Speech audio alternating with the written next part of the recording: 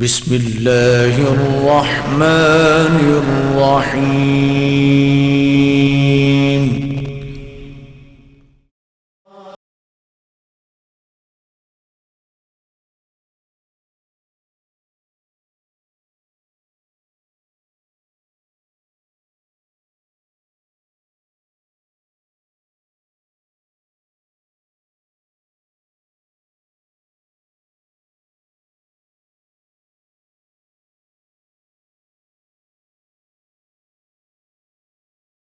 کی بلندی درجات کے لیے باوازی بلندتر صلوات اللہم صلی علی محمد۔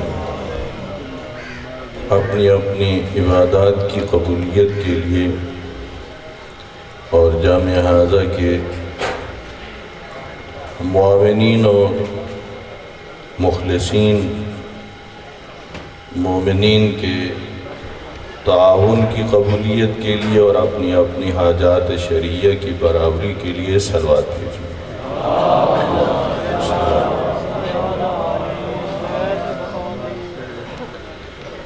اعوذ باللہ من الشیطان الرجیم، بسم اللہ الرحمن الرحیم۔ الحمد لله الذي لا يبلغ مدحته القائلون ولا يحصي نعماه العادون ولا يؤدي حقه المجتهدون الذي لا يدركه بعد الهمم ولا يناله غوص الفتن، والصلاة والسلام على أول العدد والرسول المسدد والمصطفى الأمجد والمحمود الأحمد حبيب إله العالمين أبي القاسم محمد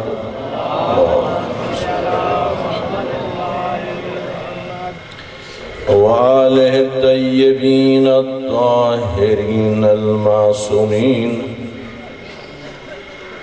أما بعد فقد قال الله تعالى في كتاب المجيد، بسم الله الرحمن الرحيم، وقال ربكم ادعوني أستجب لكم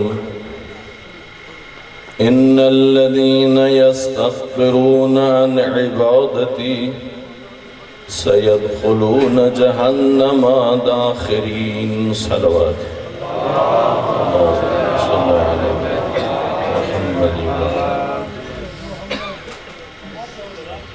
سامعین محترم، مختلف جگہوں سے تشریف لانے والے مومنین، اللہ رب العزت نبی و آل نبی علیہ السلام کے صدقے آپ کا اس مجلس میں آنا اپنی بارگاہ میں قبول فرمائے۔ جب بھی کوئی پڑھنے والا ممبر پہ آتا ہے تو کچھ ذہن بنا کے آتا ہے۔ اگر آپ حضرات اپنی زبانوں کو ماشاءاللہ اور سبحان اللہ سے معطر کرتے رہیں تو جو سوچ کے آتا ہے وہ بھی سنا لیتا ہے، اور آپ کی محبت کی وجہ سے کچھ اور بھی ذہن میں آ جاتا ہے۔ اور اگر آپ حضرات خاموش ہو کے سننا شروع کریں تو پھر یہ بھی ڈر ہوتا ہے کہ جو سوچ کے آیا کہیں وہ نہ بھول جائے۔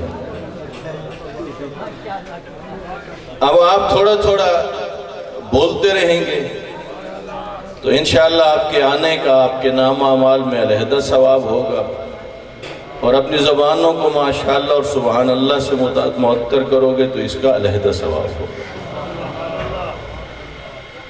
خداوند عالم نے اپنی مقدس کتاب میں بہت ساری چیزوں کا حکم دیا ہے،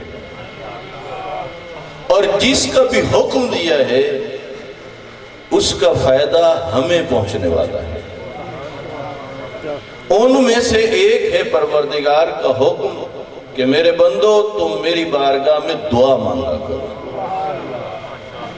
توجہ فرما رہے ہیں؟ یعنی میں چاہتا ہوں کہ آج کی گفتگو دعا کے موضوع پر ہو۔ آپ سب کا ارادہ ہے؟ معلوم ہے مفاتیح الجنان میں بھی موجود ہے اور روایات میں بھی موجود ہے، یہ جو شب گزری ہے نا، اللہ کا ایک فرشتہ صدا دیتا ہے ساری رات، کوئی ہے گناہگار جو بخشش کے لیے اللہ کی بارگاہ میں ہاتھ پھیلائے تاکہ خدا اس کی بخشش کر دے۔ کوئی ہے تنگ دست جو اللہ کی بارگاہ میں ہاتھ پھیلائے اور اللہ اس کی تنگ دستی کو خوشحالی میں تبدیل کر دے۔ کوئی ہے بندہ جو اللہ کی بارگاہ میں بیمار ہو اور شفا کے لیے دعا کرے تاکہ خدا اسے صحت عطا کر دے۔ یہ فرشتہ رات کو کیا کرتا ہے؟ صبح تک صدا دیتا رہتا ہے۔ کوئی ہے؟ اور یہ بڑی قیمتی گھڑیاں ہیں جن میں آپ اور میں موجود ہیں، جمعے کی گھڑیاں، چونکہ دعا کی ایک اہمیت ہے تو اسی حوالے سے کچھ آیات اور کچھ روایات آپ کی خدمت میں عرض کرنا چاہتا ہوں۔ لیکن اس گفتگو سے پہلے عرض کروں، ہماری جو نماز پنجگانہ ہے، خصوصاً ہماری وہ مساجد جو ایسی جگہوں پہ ہوتی ہیں کہ جہاں نماز پڑھنے والے اکثر کاروباری لوگ ہوتے ہیں۔ اب ظاہر ہے اس میں ایک بڑا مخصوص سا ٹائم ہوتا ہے اور لوگوں کی ترجیح ہوتی ہے کہ بس جائیں نماز پڑھیں اور واپس آ جائیں، اور رسماً جو بھی پیش نماز ہوتا ہے، عالم دین ہوتا ہے، وہ چند دعائیں مانگتا ہے، مومنین آمین کہتے ہیں، خدا قبول کرے سب کی دعائیں۔ لیکن جس انداز میں اللہ رب العزت چاہتا ہے کہ میرا بندہ مجھ سے مانگے، توجہ فرما رہے ہیں، یعنی جو روح دعا ہے اس کے لیے روایات میں کچھ وقت بھی مقرر ہے اور اس کے لیے ائمہ اہل بیت علیہ السلام نے ہمیں بتایا بھی ہے اس کریم سے مانگنا کس طرح ہے۔ توجہ فرما رہے ہیں؟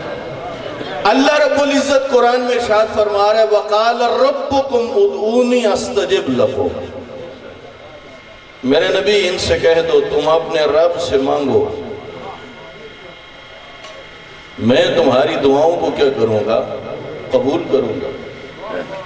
إِنَّ الَّذِينَ يَسْتَكْبِرُونَ عَنْ عِبَادَتِي، جو میری عبادت سے اکڑتے ہیں نا، علماء نے لکھا ہے یہاں عبادت سے مراد دعا ہے، جو میری عبادت سے کیا کرتے ہیں؟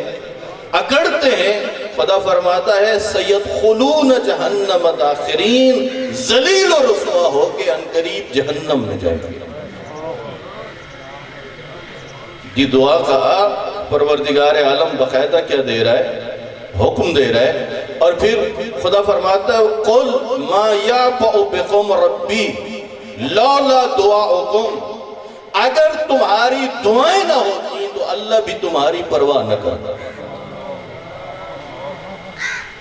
اس کا مطلب ہے کہ ہر زمانے میں اللہ کی زمین پر رہنے والے کچھ ایسے بندگان خدا ہیں جو اس کی بارگاہ میں دعائیں کرتے ہیں، اللہ نہ فقط ان پر ان کی وجہ سے دوسروں پر بھی رحمت برساتا ہے۔ پھر اللہ قرآن مجید میں فرماتا ہے وَإِذَا سَأَلَكَ عِبَادِي عَنِّي فَإِنِّي قَرِيبٌ۔ میرا نبی جب میرے بندے میرے بارے میں تجھ سے پوچھے نا تو انہیں کہنا کہ میں تو تمہارے قریب ہی ہوں۔ جناب یوسف 10-12 سال کا سن ہے، بھائیوں نے کنویں میں ڈال دیا۔ عموماً کیا ہوتا ہے، انسان یہ سوچتا ہے کہ میرے اوپر اگر کوئی مشکل بن گئی، کوئی آفت آ گئی تو ڈھال میرے بھائی بنے گا، لیکن پروردگار عالم نے جو قرآن مجید میں دستور دیا ہے نا، وہ یہ دیا ہے میرے نبی تم مشورہ کرو، وشاورہم، مشورہ کرو، لیکن بھروسہ ان پر نہیں، بھروسہ اللہ پہ کرنا۔ توجہ فرما رہے ہیں؟ بالآخر ہر انسان جو دوستوں پہ بھروسہ کرتا ہے، جو بھائیوں پہ بھروسہ کرتا ہے، جو رشتہ داروں پہ بھروسہ کرتا ہے، بالآخر زندگی میں ایسا موقع آتا ہے، اس نتیجے پہ پہنچتا ہے کاش ان کو چھوڑ پہ میں اس سے بھروسہ کر دیتا۔ تو جو فرما رہے ہیں مولا متقیان علی ابن ابی طالب امیر المؤمنین بلند تر صلوات۔ اللہم صلی علی محمد۔ یہ قرآن دستور یہ دے رہا ہے کہ بھروسہ کس پہ کرو؟ اللہ پہ کرو۔ مشکل گھڑیوں میں، مختلف مسائل میں آئیں گے زندگی میں ایسے لمحات جنہیں تو سمجھتا تھا تیرے ہیں، تجھے پتہ چلے گا کہ تیرے نہیں، جن پہ توقع رکھ کے بیٹھا تھا کہ فلاں مشکل میں میری حمایت کریں گے، فلاں موقع پہ حمایت کریں گے، قرآن دستور دے رہا ہے کہ توکل کس پہ کرو؟ اللہ پہ۔ حضرت یوسف کے بھائیوں نے جنہوں نے ڈھال بننا تھا وہی بن گئے جان کے دشمن، کنویں میں ڈال دیا۔ وہ تو اللہ کی طرف سے تھا، وہاں سے قافلہ گزرا اور پھر جس طرح حضرت یوسف وہاں سے گئے مصر میں، بازن میں رہے۔ قرآن کہہ رہے میرا نبی جب میرے بندے میرے بارے میں پوچھے تو انہیں کہنا میں تمہارے کیا ہوں؟ قریبی ہوں۔ بازن میں ہے 10-12 سال کا سن ہے جناب یوسف کا، فروخت ہو گئے عزیز مصر کے پاس۔ ایک دن حضرت یوسف کو لایا گیا، اس زمانے کا جو دستور تھا اور مصر کی حکومت میں جو سرکاری آئین تھا وہ آئین بت پرستی کا آئین تھا، وہ بتوں کے سامنے جھکتے تھے۔ ایک ان کا مخصوص جگہ بنی ہوئی تھی جسے عبادت خانہ ان کا کہہ لیں، وہاں پر مجسمے رکھے ہوئے تھے۔ حضرت یوسف وہاں آئے اور وہ کیا کر رہے تھے؟ ان کے سامنے آ کے جھک رہے تھے اپنی حاجتیں مجسموں کے سامنے۔ جب شام کا وقت ہوا انہوں نے عبادت خانوں کے دروازے بند کر دیے۔ غور فرمانا کیا کیا؟ شام میرے ساتھ تھوڑا تھوڑا بولتے رہیں۔ دروازے عبادت خانوں کے کیا کر دیے؟ بند کر دیے۔ حضرت یوسف نے پوچھ لیا ان لوگوں سے کہ کس لیے بند کیے ہیں؟ کہا ہمارے عقیدے کے مطابق رات کو ہمارے خدا آرام کرتے ہیں۔ توجہ فرمانا، اس زمانے میں ان کے اس سرکاری دین کے اوپر تنقید کرنا موت کو دعوت دینے کے مترادف تھا۔ حضرت یوسف کھل کے تو کچھ نہیں کہہ سکتے تھے، لیکن حکیمانہ ایک بات کہہ دی، کہا اچھا اگر تمہارے عقیدے کے مطابق رات کو تمہارے خدا آرام کرتے ہیں، اتنا بتاؤ اگر تمہیں مشکل رات کو بن گئی تو پھر کیا کرو گے؟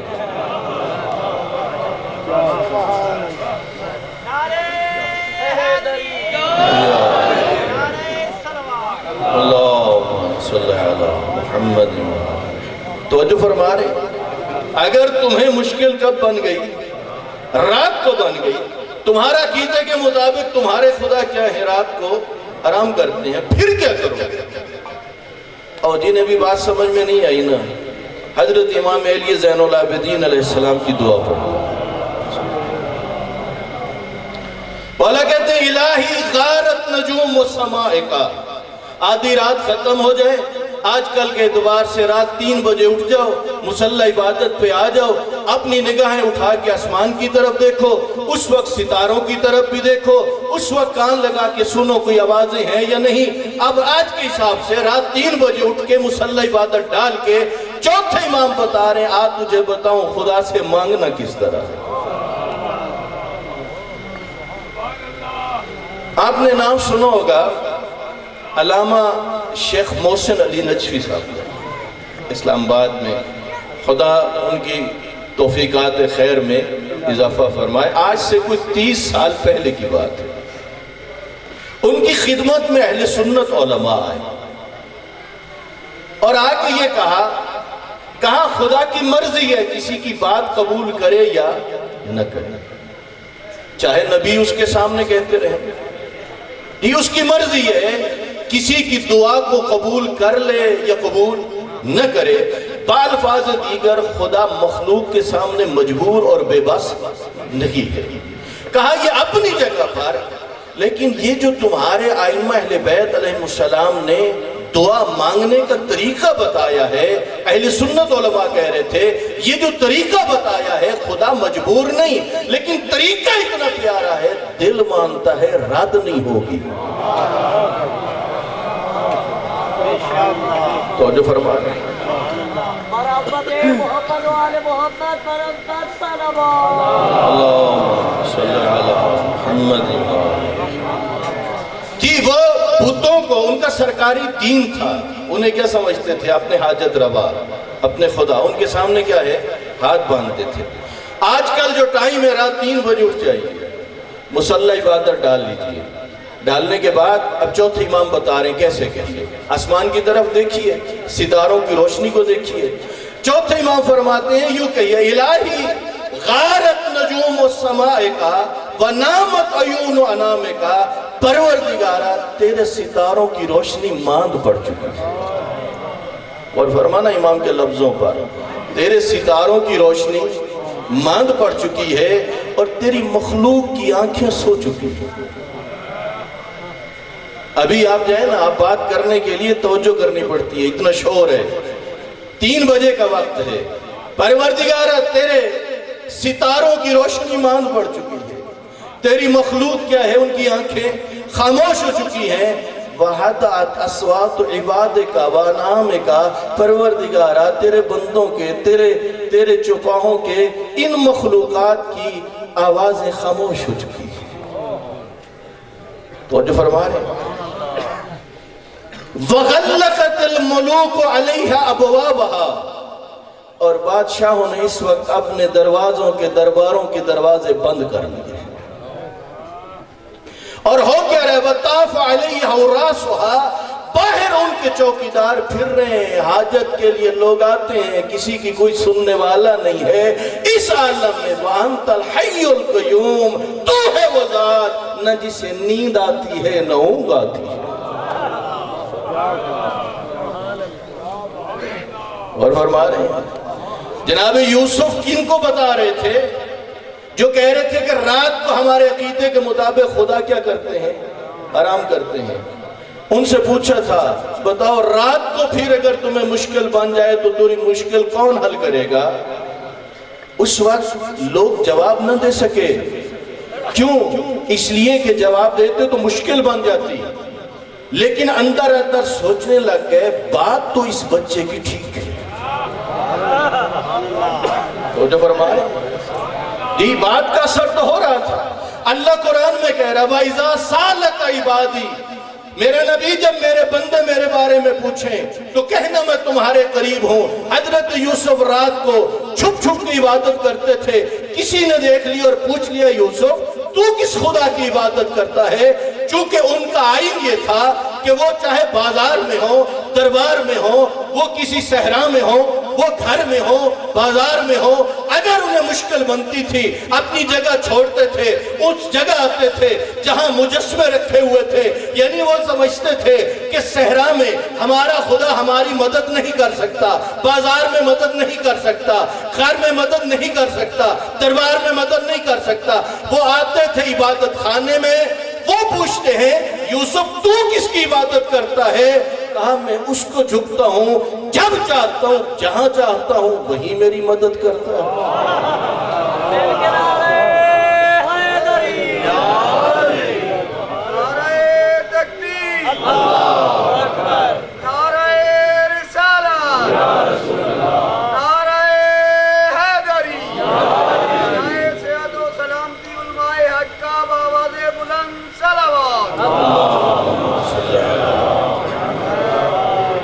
تو جو فرما رہے ہیں چوتھے امام بتا رہے ہیں رات 3 بجے مصلی ڈال کے بیٹھا ہے. خدا سے کیسے مانگ؟ کہ ابواب السماء کا لمن دعاک مفتحات، پروردگارہ بادشاہ سو چکے ہیں، ان کے دروازے بند ہو چکے ہیں، چوکیدار باہر پھر رہے ہیں، لیکن میرا مالک تیرے دروازے تو سائلین کے لیے کھلے ہوئے ہیں. جی ہر کسی کے لیے خدا کا دروازہ کیا ہے؟ کس کے لیے؟ لمن دعاک، جو بھی تجھے پکارے. تیرے دروازے کھلے ہوئے ہیں وَخَزَائِنُكَ غَيْرُ مُغَلَّقَاتٍ بادشاہوں کے خزانوں پر پہرے لگے ہوئے ہیں، تیرے خزانوں کے دروازے بھی کھلے ہوئے ہیں۔ کیا مطلب؟ امام یہ کہنا چاہتے ہیں اللہ کے خزانوں کے دروازے کھلے ہیں، اگر تیرے پاس کمی ہے تو اس کی وجہ یہ نہیں کہ دروازے بند تھے، تو نے خود مانگنے کے لیے وقت ہی نہیں نکالا۔ اور پھر فرماتے ہیں وَأَبْوَابُ رَحْمَتِكَ غَيْرُ مَحْجُوبَاتٍ، اور تیری رحمت کے دروازوں پر کوئی پردے نہیں ہیں۔ پروردگارہ تو دیکھ رہا ہے کہ یہ سوالی تیری بارگاہ میں بیٹھا ہے،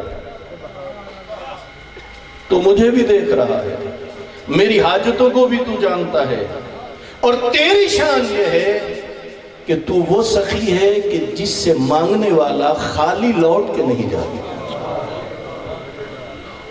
میرا بھائی آپ اور میں بعض وہ دعائیں مانگتے ہیں، اگر اللہ پوری کر دے نا الٹا ہمارا نقصان ہوتا ہے۔ مثال عرض کرتا ہوں، چھوٹا سا بچہ ہو نا اور وہ کہے کہ مجھے کوئی اسلحہ لے کے دو، اور باپ لے کے بھی دے سکتا ہو، وہ کبھی اس کی یہ خواہش پوری نہیں کرے گا، اس لیے کہ کہیں یہ نقصان نہ کرتے، اسے سمجھ نہیں ہے، اس لیے باپ چاہتا ہے جس فائدہ میں ہو جو چیز وہ پوری کرتا ہے۔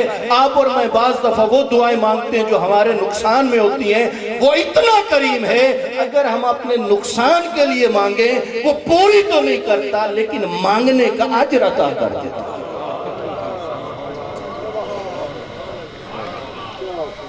توجہ فرما، خدا کہہ رہا وَإِذَا سَأَلَكَ عِبَادِي عَنِّي، جب میرے بندے میرے بارے میں پوچھے نا میرا نبی، پھر ان سے کہہ دینا فَإِنِّي قَرِيبٌ، میں تمہارے کیا ہوں؟ قریب ہوں۔ میرے پانچویں امام حضرت امام محمد باقر علیہ السلام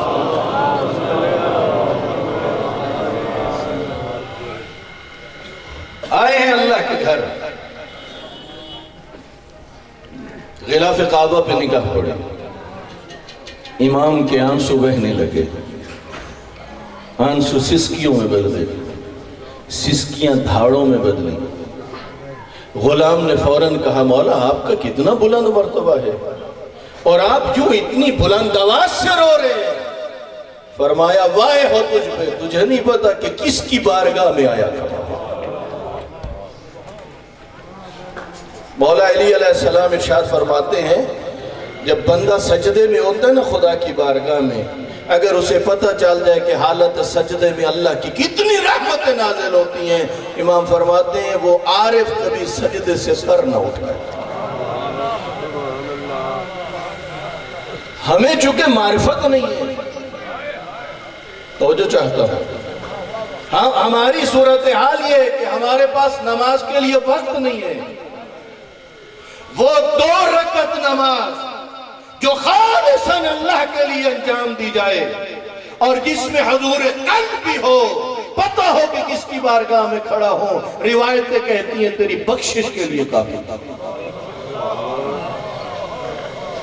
جی یہ اللہ اکبر یا رسول اللہ۔ جی اس بات کا مطلب یہ نہیں لینا کہ باقی نمازیں نہیں پڑھنی، وہ تو فرض ہے نماز، جتنی زندگی ہے سن بلوغت سے لے کر مرنے تک جو بھی نماز واجب ہیں ان کا پڑھنا کیا ہے؟ واجب ہے۔ لیکن اگر 1-2 رکعت نماز بھی ایسی زندگی میں نصیب ہو جائے، ورنہ اکثر تو آپ جانتے ہیں کہ نماز میں سب سے بڑی مشکل جو نمازی کی ہوتی ہے وہ خیالات بہت آتے ہیں۔ تو جو فرما رہے ہیں ایک ایسی نماز جو خیالات سے کیا ہو؟ خالی ہو اور پتہ ہو کہ کس کی بارگاہ میں آیا ہو۔ اور جب ایسی نماز نصیب ہوتی ہے یقین کریے پھر آنکھیں برسنا شروع ہو جاتی ہیں کہ کس کی بارگاہ میں موجود ہے۔ میرے امام معصوم حضرت امام جعفر صادق علیہ السلام نے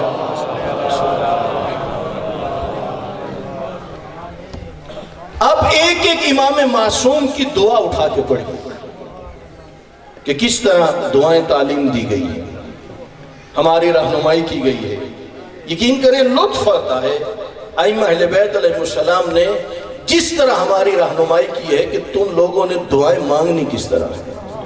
آپ کا ارادہ ہو تو ان دعاؤں میں سے ایک دعا کرو، سب کا پروگرام ہے۔ اس کے لیے دیکھیے، چونکہ عموماً عرض کیا شروع میں بھی نمازیوں کو تھوڑا ہوتا ہے مسئلہ، کاروبار ہے، فلاں مصروفیت ہے، نماز صبح پورا ٹائم ہے، ظہرین پورا ٹائم ہے، مغربین پورا ٹائم ہے۔ تو یہ جو صبح تہجد کا ٹائم ہوتا ہے نا، یہ ایسا ٹائم ہے کہ جس میں عموماً کام نہیں ہوتا، تو یہ وقت بندہ معین کر لے خدا سے راز و نیاز کے لیے، تو جو فرما رہے ہیں اس میں باقاعدگی بھی رہ سکتی ہے، اور پھر راز و نیاز کے لیے ایک خاص ماحول چاہیے۔ آپ بیٹھے ہیں ایک صف میں بیٹھے ہیں، بعض دفعہ بندے کو شرم آتا ہے، گریہ کیسے کروں، تو جو فرما رہے ہیں نہیں، نماز تہجد کے ٹائم مصلی ڈال لیجئے اور خدا سے راز و نیاز کیجئے۔ اب ان جملوں میں سے جملہ عرض کر رہا ہوں، الہی کیف ادعوک وقد عصیتک، مالک کیسے تجھ سے مانگوں جبکہ میں تو تیری نافرمانیاں کر چکا ہوں۔ یہ اندر سے آواز نکلے گی، اب آ کے میں تجھ سے کیسے سوال کروں، میں تو کر چکا ہوں تیری نافرمانی۔ یہ دعا ہے نا، ربنا اغفر لی ولوالدی، پہلے مانگ رہا ہے بندہ اپنے لیے دعائے مغفرت کس کے لیے کر رہا ہے؟ اپنے لیے، پھر مانگ رہا ہے اپنے والدین کے لیے، پھر مانگ رہا ہے مومنین اور مومنات کے لیے۔ کیا وجہ ہے؟ یہ دعا یوں کیوں نہیں ہے کہ پہلے والدین کے لیے کہے؟ میرا ساتھ دینا، ربنا اغفر لی سب سے پہلے کس کے لیے ہو رہی ہے دعائے مغفرت؟ خود اپنے لیے۔ حالانکہ ویسے دیکھیں تو حکم ہے اپنے آپ سے والدین کو ترجیح دو، ایسے ہے یا نہیں؟ لیکن یہاں پہ کیا کہہ رہا ہے؟ یہاں اپنے آپ کو کیوں بات سمجھنا؟ معاملہ کچھ یہ تھا، اس کریم کی کر چکا تھا مخالفتیں، اس کریم کی کر چکا تھا نافرمانیاں، اب کچھ حاجتیں لے کے آ گیا ہے بارگاہ میں، تو پھر دستور یہ ہے پہلے تو اپنی نافرمانیوں کی معافی مانگ کے راضی تو کر لے جی، پھر اپنی درخواست پیش کر۔ شاید یہی حکمت ہو کہ گناہگار بندہ جب کہتا ربنا اغفر لی، پروردگارا مجھے بخش دے، کیا کہنا چاہتا ہے؟ مالک سن بلوغت سے لے کر آج تک میں نے لاپرواہی میں زندگی گزار دی، تیری طرف سے حکم آتے رہے، میں پرواہ نہ کرتا رہا، آج میں پشیمان ہوں، شرمندہ ہوں، مالک میں آیا ہوں تو مجھے معاف کر دے۔ پروردگار کا حکم ہے جو سچے دل سے آتا ہے خدا بخش دیتا ہے۔ جب تسلی ہو گئی مجھے بخش دیا، فوراً اگلی درخواست دے دی، مالک فقط مجھے نہیں میرے والدین کو بھی بخش دے۔ مل کنارے حیدری، یہ مومنین اور مومنات کو بھی کیا کر؟ بخش دے۔ یہاں ایک جملہ عرض کرتا ہوں اور فرمانا، بہت سارے لوگوں سے ملاقاتیں ہوئی، ایک بات میں نے بہت جگہوں پہ سنی، کسی نے کہا میرا بڑا درد یہ ہے کہ میرے فلاں رشتہ دار کی وفات ہو گئی، جوان بیٹا دنیا سے چلا گیا، ماں باپ کیا کہہ رہے ہیں؟ میرا سب سے بڑا درد یہ ہے، بھائی بہن کوئی رشتہ دار۔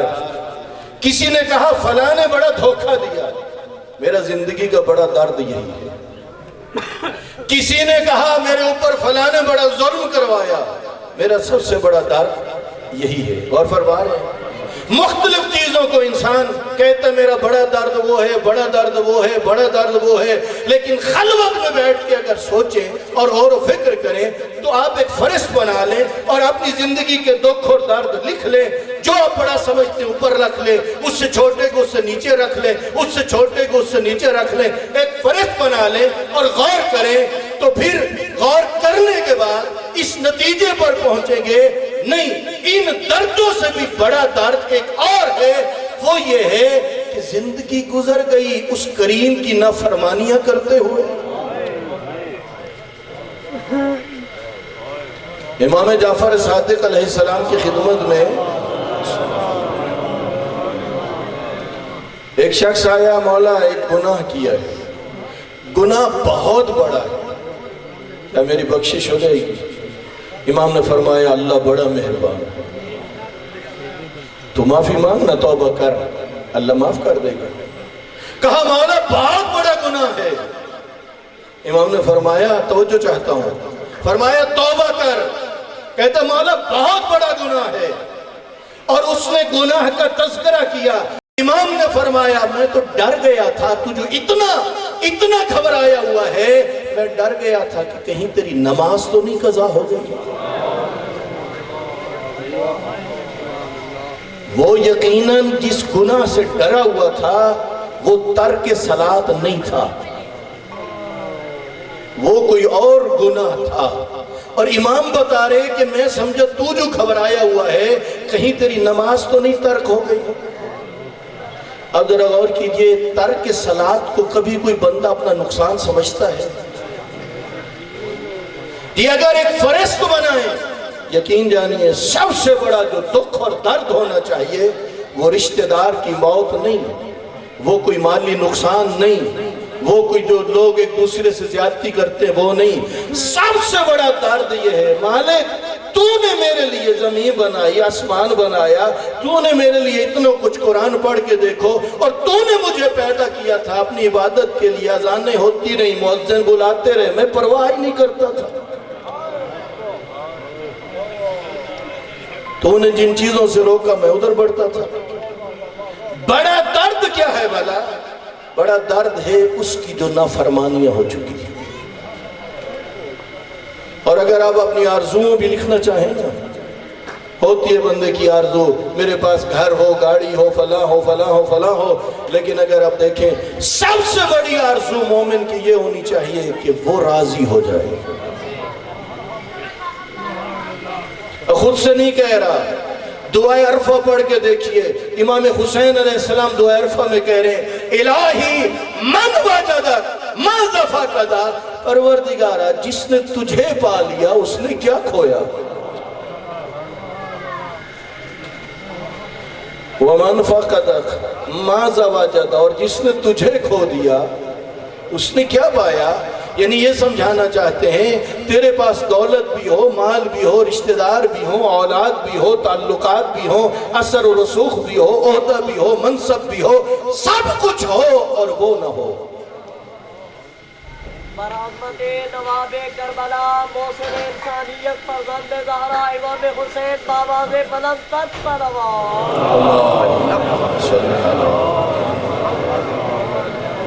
توجہ فرمائے۔ اور اگر بظاہر کچھ نہ ہو لیکن وہ راضی ہو تو مولا فرماتے ہیں تیرے پاس کسی چیز کی کمی نہیں ہے۔ آئیں دعا کیسے مانگنی ہے؟ الہی کیف ادعوک وقد عصیتک، پروردگارہ کیسے تجھ سے مانگوں جبکہ میں تو تیری نافرمانیاں کر چکا ہوں۔ وکیف لا ادعوک وقد عرفتک، اور کیسے نہ مانگوں اب تو میں تجھے پہچان چکا ہوں۔ اور پھر کیا جملے ہیں؟ حبک فی قلبی وَإِن كُنْتُ عَصِيًّا، پروردگارہ اب تو تیری محبت میرے دل میں آ چکی ہے اگرچہ میں گناہگار ہوں۔ اور اگلے جملے کیا ہیں؟ اللہم، توجہ فرمانا، معرفت میں ڈوبے ہوئے یہ جملے ہیں دعا کے۔ اللہم ان طاعتک تسرک، پروردگارہ جب میں تیری اطاعت کرتا ہوں تو تو خوش ہوتا ہے۔ میں جب لبیک کہتا ہوں تو یہ چیز باعث بنتی ہے تو مجھ سے کیا ہوتا ہے؟ غور فرمانا، والمعصیت لا تضرک، اور جب میں گناہ کر بیٹھتا ہوں نہ تیری نافرمانی کرتا ہوں اللہ تجھے تو کوئی نقصان نہیں ہوتا۔ نافرمانی کا نقصان کسے پہنچتا ہے؟ غور فرمانا، جب میں اطاعت کرتا ہوں تیری تو تو کیا ہوتا ہے؟ خوش۔ خدا کے لیے اس جملے پہ غور کرنا، تیری اطاعت کرتا ہوں تو تو کیا ہوتا ہے؟ خوش۔ تیری نافرمانی کرتا ہوں تو تجھے اس پر کوئی نقصان تو نہیں پہنچتا۔ پھر کیا ہے؟ فَحَبْ لِي مَا يَسُرُّكَ وَاغْفِرْ لِي مَا لَا يُضِرُّكَ، پروردگارہ جس بات پہ تو خوش ہوتا ہے اس کا انعام دے دے، جس کا تجھے نقصان نہیں پہنچتا وہ تو معاف کر۔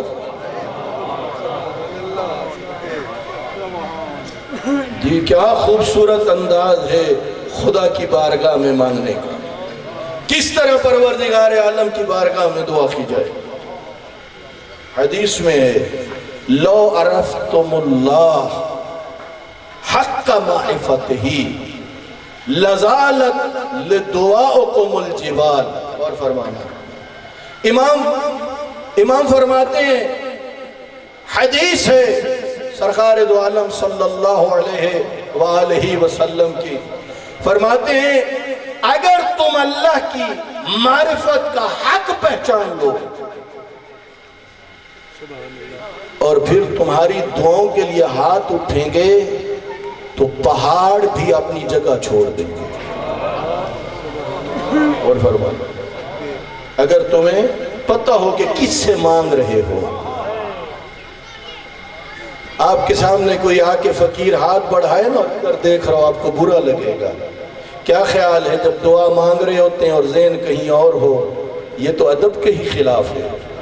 معرفت ہو کہ کس کی بارگاہ میں مانگ رہے ہیں۔ اگر بات سمجھ نہ آئی ہو تو ذرا سمجھنا، جنہیں معرفت تھی مباہلہ کے لیے جب وہ نکلے تو نجار نصران سے آئے ہوئے اس علاقے کے علماء اور پادریوں نے جب پیغمبر پاک کے نور کو دیکھا تو کہنے لگے یہ تو وہ ہستیاں آ رہی ہیں جن کی خاطر خدا چاہے تو پہاڑ بھی جگہ چھوڑ دے۔ اور فرما رہے یہ مسئلہ ہے دعا مانگنے والا کون ہے؟ آیا وہ معرفت رکھتا ہے جب دعا مانگ رہا ہے؟ حدیث ہے الدعاء صلاح الانبیاء۔ اور فرمانا دعا انبیاء کا اسلحہ ہے۔ کن کا اسلحہ ہے؟ انبیاء کا دعا۔ آج کے زمانے میں جیسے اسلحے موجود ہیں تو اسلحے کے ساتھ بندہ کیا کرتا ہے؟ اسے مدد ملتی ہے، وہ لڑتا ہے۔ اللہ رب العزت نے انبیاء کے لیے اس زمانے کے تیر تلوار جو اسلحے تھے، نیزے جو اسلحے تھے، وہ اپنی جگہ اللہ نے دعا کو انبیاء کے لیے اسلحہ کرا دیا۔ غور فرمائیں جب جنگ خندق ہو رہی تھی نا اور عمرو بن عبد جب داخل ہو گیا اور آ کے کہا حل من مبارز، کوئی ہے جو میرے مقابلے میں آئے؟ میرے آقا نے اپنے جنگجوؤں کو ایک نگاہ ڈال کے فرمایا کوئی نہیں اٹھا سوائے علی ابن ابی طالب۔ اور یہاں بعض مفسرین نے لکھا ہے کہ آ کے جب اس نے نیزہ گاڑا نا اور آ کے کہا کوئی ہے جو میرے مقابلے میں آئے، اتنی بلند آواز میں کہا کہ سرکار دو عالم کے بارے میں یہ جملہ فرمایا من لہذا القلب، او میرے صحابیوں کوئی ہے جو اس کتے کی آواز بند کرے۔ کون اٹھے؟ علی مولا۔ علی مولا کو ہر کوئی شیر خدا کہتا ہے، کہتا یا نہیں کہتا؟ مولا علی کی شجاعت کے چرچے ہیں یا نہیں ہیں؟ جی وہ کون سی جنگ ہے جس میں مولا علی نے شجاعت نہ دکھائی ہو؟ ادھر اللہ کے رسول نے علی مولا کو صحاب نامی اپنا امامہ سر پہ رکھا، عبا کاندھوں پہ رکھی، ذوالفقار ہاتھ میں تھمائی، کہا علی جاؤ مقابلہ کرو۔ اب سر اٹھا کے دیکھنا، اللہ کی طرف سے نبی نے بتایا ہے کہ دعا انبیاء کے لیے بھی اسلحہ ہے۔ مولا علی کی طاقت اپنی جگہ، اگر دعا کی اہمیت نہ ہوتی تو پیغمبر علی مولا کو بھیج کے نہ کہہ رہے ہوتے پروردگارا تو نے بدر میں عبیدہ لے لیا، احد میں حمزہ لے لیا، اب ایک علی بچا ہے۔ نعرہ تکبیر، اللہ اکبر، نعرہ رسالت، یا رسول اللہ، نعرہ حیدری، مرحمت بی بی سیدہ کائنات پنتر صلوات۔ اللہم صلی اللہ۔ توجہ فرما رہے ہیں، اے اللہ عبیدہ مجھ سے تو نے لے لیا، حمزہ مجھ سے لے لیا، پروردگارہ اب میں بھیج رہا ہوں علی کو۔ میرا مالک میں دعا کرتا ہوں تو علی کی حفاظت فرما. غور فرما رہے ہیں پیغمبر کیا کر رہے ہیں؟ دعا. اس سے پتہ چلتا ہے میدان جنگ میں جانے والا علی حیدر قرار ہو. دعا کی اتنی اہمیت ہے کہ اللہ کا نبی دعاؤں کے سائے میں علی کو بھیج دے. اور جب علی مولا پلٹے تھے تو پھر اللہ کے رسول نے دوبارہ دعا کی تھی، پروردگار علی کو وہ عطا کر جو اس سے پہلے کسی کو عطا نہ کیا. اور آسمان سے تحفہ آیا تھا مولا کائنات کے لیے. آپ دیکھیے جس وقت آیا تھا نا سوالی مسجد میں اور آ کر کہا کوئی ہے جو اللہ کے نام پہ دے، امیر کائنات حالت رکوع میں تھے. مورخین نے دو طرح کی روایتیں نقل کی. ایک روایت یہ نقل کی ہے علی مولا نے اپنی انگشتری کا اشارہ کیا اور سائل نے آ کے انگوٹھی اتار لی. بعض نے یہ روایت لکھی ہے کہ انگوٹھی پرواز کرتی ہوئی سائل تک پہنچی. غور فرما رہے ہیں مولا علی علیہ السلام کا یہ عمل دیکھ کے اللہ کے رسول نے اللہ کی بارگاہ میں ہاتھ اٹھا دیا. وقت نہیں ہے تفصیل میں جاؤں. وہ دعا جو حضرت موسیٰ نے حضرت ہارون کے لیے مانگی تھی اللہ کے نبی نے وہی دعا مانگی اور پروردگار سے کہا میرا مالک تو میرے لیے علی کو میرا وزیر اور وصی قرار دے. ادھر راوی کہتا ہے ادھر پیغمبر نے دعا مانگی، ادھر اللہ نے آیت ولایت علی کی شان میں نازل کر.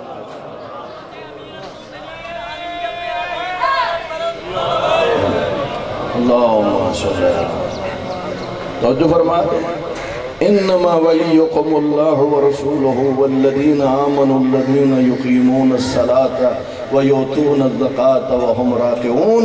اللہ رب العزت نے بتا دیا ایک اللہ تمہارا ولی ہے، ایک اس کا رسول ولی ہے، اور تیسرے ولی کی نشانیاں بتا دیں اور پیغمبر نے بتا دیا وہ علی ابن ابی طالب. مل کے نعرے حیدری. توجہ فرمائے یہاں بھی پیغمبر کیا کر رہے ہیں بھلا؟ دعا فرما رہے ہیں. اس سے پتہ چلتا ہے کہ دعا کی اہمیت کیا ہے، کتنی بڑی ہے. میدان خیبر میں چند دن جنگ ہوتی رہی، خیبر فتح نہیں ہوا. اب پیغمبر نے اپنے ہاتھوں کو جب اللہ کی بارگاہ میں اٹھایا اور پھر ایک جملہ ارشاد فرمایا اپنے اصحاب کے درمیان میں. دعا کا جملہ آقا کا بعد میں عرض کرتا ہوں. فرمایا لَأُعْطِيَنَّ هَذِهِ الرَّایَةَ رَجُلًا قَرَارًا غَیْرَ فَرَارٍ. یہ کل اسے علم عطا کروں گا جو مرد ہوگا، قرار ہوگا. اور پیغمبر فرما رہے تھے وہ اللہ اور اللہ کے رسول سے محبت کرتا ہوگا اور اللہ اور اللہ کا رسول اس سے محبت کرتا ہوگا. اور وہاں دعا فرمائی اللہ اس کے دونوں ہاتھوں پر فتح عطا کرے گا. اور فرما رہے ہیں بہت اہمیت ہے دعا کی. صحیفہ سجادیہ اٹھا کے دیکھیے. واقع کربلا کے بعد چونکہ ہر امام اللہ کی طرف سے ذمہ داریاں لے کے آئے، جہاں اللہ کے دین کی حفاظت کرنی تھی وہاں پر لوگوں کی اصلاح اور ہدایت بھی کرنی تھی. لیکن حالات بدلنے کے ساتھ ساتھ انداز بدلتا رہا. واقع کربلا کے بعد حالات ایسے تھے کہ میرے چوتھے امام نے دعاؤں کی شکل میں دعائیں پڑھ کے دیکھیے. یقین کیجئے جس دعا کو اٹھا لیجئے دعا کی دعا بھی ہے، اس کے اندر تیرے مسلم عقیدے بھی موجود ہیں. غور فرما رہے ہیں یہ اٹھائیے نا، وقت نکالیے. علمی خزانے ہیں ائمہ اہل بیت علیہ السلام نے جو عطا کیا. ائمہ اہل بیت کی دعاؤں کو پڑھ کے دیکھیے. صحیفہ سجادیہ کو پڑھ کے دیکھیے، نہج البلاغہ کو، ادھر باہر بک سٹال ہوگا، کتابیں موجود ہوں گی، جی ضرور کتابیں لیجئے اور ان کا مطالعہ کیجئے، روحانیت نصیب ہوگی۔ یقین کیجئے خلوص سے امام کی دعا کا، پوری دعا نہیں، ایک جملہ پڑھ لیجئے، ہماری ہدایت کے لیے کافی۔ خود سے نہیں کہہ رہا، میرے 5ویں امام نے فرمایا، کہا ہمارا ایک فرمان، ویسے تو ہزاروں فرامین ہے، کہا ہمارا ایک فرمان ترازو کے ایک پلڑے میں رکھو، کائنات میں جن جن چیزوں پہ سورج چمکتا ہے ان کی قیمت لگا کے دوسرے پلڑے میں رکھو، تولو۔ فرماتے ہیں کائنات کی قیمت سے بھی ہمارا ایک فرمان وزنی ہوگا۔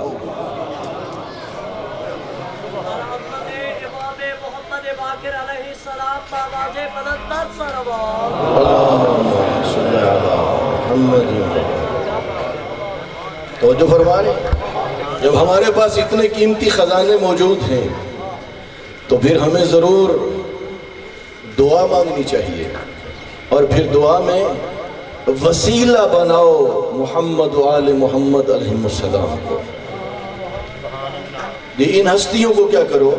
وسیلہ بناؤ۔ ہاں کچھ لوگ ہیں جو اپنے آپ کو مسلمان بھی کہتے ہیں اور وسیلے کا بھی انکار کرتے ہیں، قرآن مجید میں حکم موجود ہے، یہ پڑھ کے دیکھیے، آیات ہیں۔ اللہ رب العزت فرماتا ہے یہ کیوں نہیں آتے ہیں نبی تیرے پاس اور آ کے توبہ کرے اور پھر تجھے بھی کہیں، خود بھی استغفار کریں اور تو ان کے حق میں دعا کرے۔ تو جو فرما رہے ہیں فرزندان یعقوب آئے تھے جناب یعقوب کے پاس، اور جناب یعقوب نے کہا تھا میں تمہارے لیے استغفار کروں گا خدا کی بارگاہ میں۔ اور پھر کیا ہوا؟ مورخین نے، محدثین نے، مفسرین نے لکھا ہے کہ جمعے کی صبح تھی، سحر کا وقت تھا۔ آج تجھے بتاؤں، اگر چاہتا ہے نا وہ معصوم ہستیاں تیرے لیے دعا کریں تو اس کے چند ایک موقع ان میں سے ایک عرض کرتا ہوں، آ کربلا میں مظلوم کربلا کی زیارت کے لیے جا۔ جب بندہ جاتا ہے نا کربلا، وہاں پر زیارت نامے میں جملہ لکھا ہوا ہے، اس وقت تک اندر نہ آنا جب تک تجھے امام حسین اجازت نہ دے دے۔ اس وقت بندہ گھبرا جاتا ہے جو پہلی دفعہ جاتا ہے۔ اس اجازت سے کیا مراد ہے؟ زیارت نامے پہ لکھا ہوا ہے اجازت سے مراد ہے انتظار کرو جب تک تیری آنکھیں نہ برسیں، اس وقت تک حرم میں داخل نہ ہو۔ جب آنکھیں برسنے لگی، حرم میں داخل ہو گیا، اب چل رہا ہے اور آ رہا ہے، اب ذہن میں آ گیا واقعہ کربلا، ذہن میں آ گیا عاشور کا روز، ذہن میں آ گیا امام حسین کی مظلومیت۔ اب جب پہنچ جاتا ہے زری کے قریب اور گریہ کرنا شروع کرتا ہے تو امام صادق علیہ السلام فرماتے ہیں صورتحال کیا ہوتی ہے؟ امام حسین اپنے ظاہر کو روتا ہوا جب دیکھتے ہیں تو کہتے ہیں پروردگارا تو اس کے اگلے پچھلے گناہ معاف کر۔ اور پھر مظلوم کربلا کہتے ہیں اپنے آبا و اجداد سے آپ بھی میرے غم میں رونے والے کے لیے مغفرت کی دعا کر دیجئے۔ اللہ نے امام حسین کی قربانیوں کے نتیجے میں امام حسین کو بڑا بلند مقام عطا کیا۔ نماز جمعہ کا وقت قریب ہے، عزاداروں مسائب سن رہے تھے، میں اتنا عرض کرنا چاہتا ہوں، وہ وقت جب اصحاب بھی مارے گئے، ہاشمی بھی مارے گئے، اکیلا بچ گیا نبی کا بیٹا، خیموں کے باہر آ کے کھڑے ہو کے نظر یمیناً و شمالاً، کبھی دائیں دیکھتے تھے اور کبھی بائیں دیکھتے تھے، اور دیکھ کے اپنے اصحاب اور ہاشمیوں کے لاشوں کی طرف رخ کر کے کہہ رہے تھے یا ابطال الصفا و یا فرسان الحجا، او میرے شاہ سواروں، او میرے جنگجوؤں، میں تمہیں بلاتا ہوں مجھے جواب نہیں دیتے۔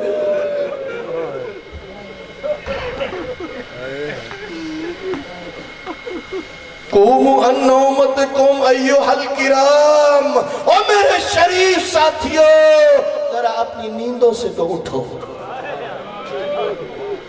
آپ پوچھ نبی کا بیٹا کس لیے بلا رہا ہے؟ کوئی آ کے رہوار پہ سوار کرے یا اس لیے کہ 3 دن کے پیاسے کو کوئی پانی پلائے؟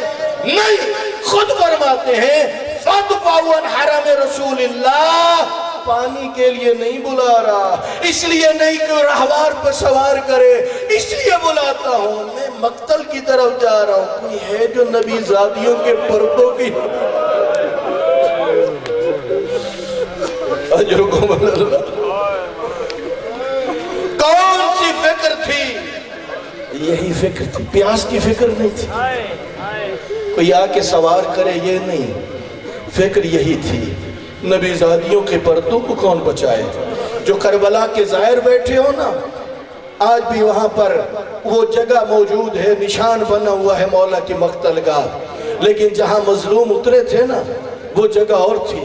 جب وعدہ گاہ پہ آئے نا، بظاہر آپ کے بدن میں طاقت نہ رہی، خون عطر بہ چکا تھا، اللہ کی بارگاہ میں پیشانی رکھی ہوئی تھی، مالک میں نے تو اپنا وعدہ پورا کر دیا ہے، خدا سے راز و نیاز میں مشغول تھے، ادھر سے قاتل بڑھتے تھے، اور صورتحال کیا تھی اس وقت خوف زدہ ہوتے تھے۔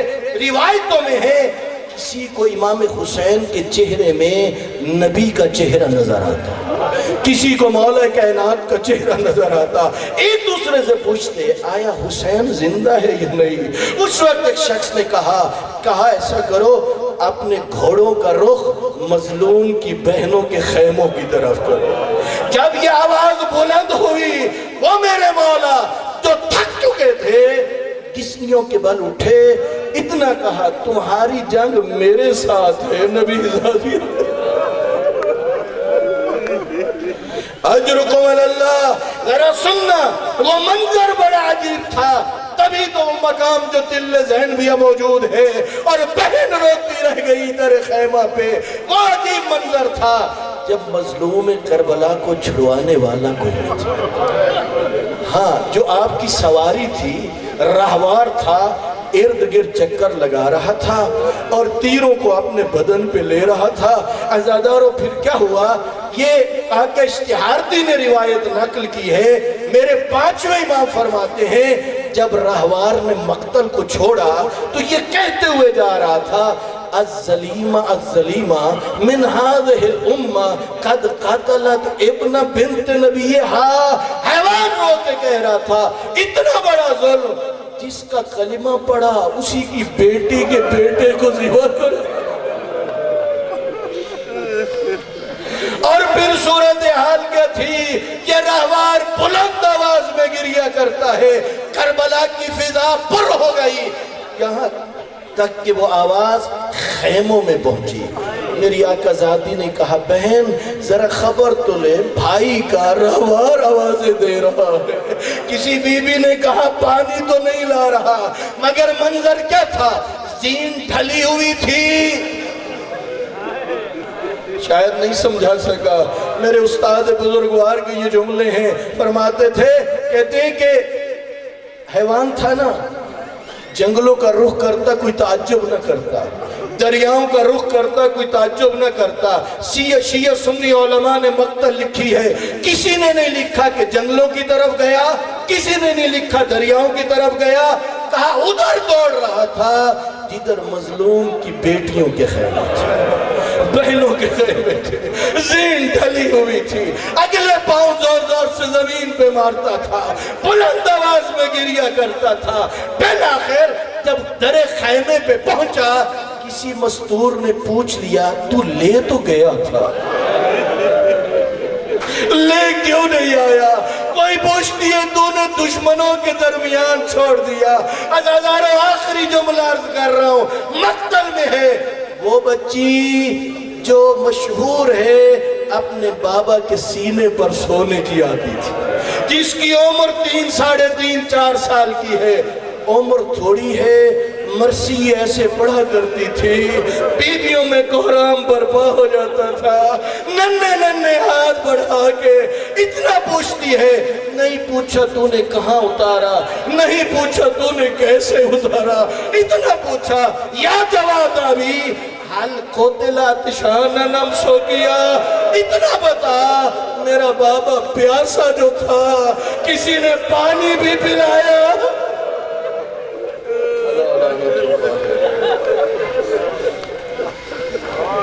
پروردگارہ تجھے واسطہ اپنی عزت و جلالت کا، تجھے واسطہ نبی و آل نبی کا، میرا مالک